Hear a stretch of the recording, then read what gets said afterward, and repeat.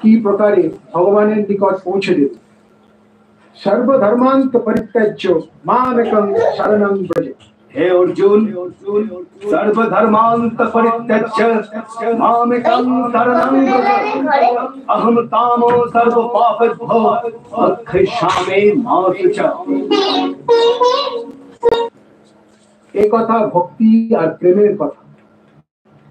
প্রেমের আগুনের সংসারে সত্যি আবশ্যকতা আছে। হিংসা আর ঘৃণার আগুনে ঝলসানো প্রাণী ভক্তির এই প্রেম রসের সুধায় স্নান করে শান্তি প্রাপ্ত হবে। আর এই প্রস্তুতি মানব সমাজের জন্য যেন কল্যাণকারী হয়, এই আমার শ্রীকৃষ্ণের চরণে প্রার্থনা রইল।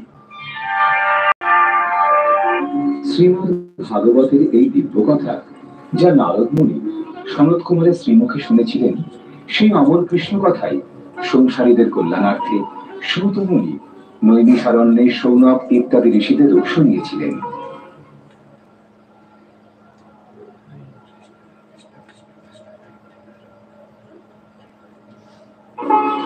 শ্রীমদ্ ভাগবতের এই প্রবচন আমি কলিযুগের প্রারম্ভে স্বয়ং মহামণি শুকের শ্রীমুখ থেকে তখন শ্রবণ করি, যখন তিনি রাজা পরীক্ষিতকে প্রবচন মাত্র সপ্ত দিবসে সেই সময় শুনিয়েছিলেন, যখন এক ঋষি কুমারের শাপের ফলস্বরূপ রাজা পরীক্ষিতের মৃত্যুর মাত্র সপ্ত দিবসই বাকি ছিল।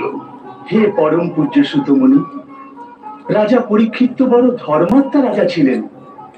তিনি মহাপ্রতাপী পাণ্ডবের পৌত্র আর বীর অভিমন্যুর পুত্র ছিলেন। তাহলে এমন পুণ্যাত্মা রাজাকে এক ঋষি কুমার অভিশাপ কেন দিলেন? মহর্ষি সৌনিক, এও কালেরই বিধান। তাই মহারাজ পরীক্ষিতের ন্যায় ধর্মপরায়ণ আর প্রতাপী রাজাকেও এক বালকের অভিশাপের দণ্ডভোগ করতে হল। কিন্তু যখন পরীক্ষিত অভিশাপ পেলেন, তখন ধরিত্রীতে কলিযুগের পদার্পণ হয়েছে। ভগবান শ্রীকৃষ্ণ মৃত্যুলোকে আপন লীলা সমাপ্ত করেছেন। তারপর পাণ্ডব সংসারে নিরাসক্ত হয়ে তার পৌত্র পরীক্ষিতকে রাজ্য সমর্পণ করে এবং হিমালয়ে প্রস্থান করেছেন। আর কলিযুগ নিঃশব্দ পদক্ষেপে এক তস্করের ন্যায় মৃত্যুলোকে প্রবেশ করেছে। একদিন মৃগয়াতে অজান্তেই পরীক্ষিত জঙ্গলে পথভ্রষ্ট হলেন। এই প্রকার আমার কঠোরদের দুঃসাহস কি করে হলো?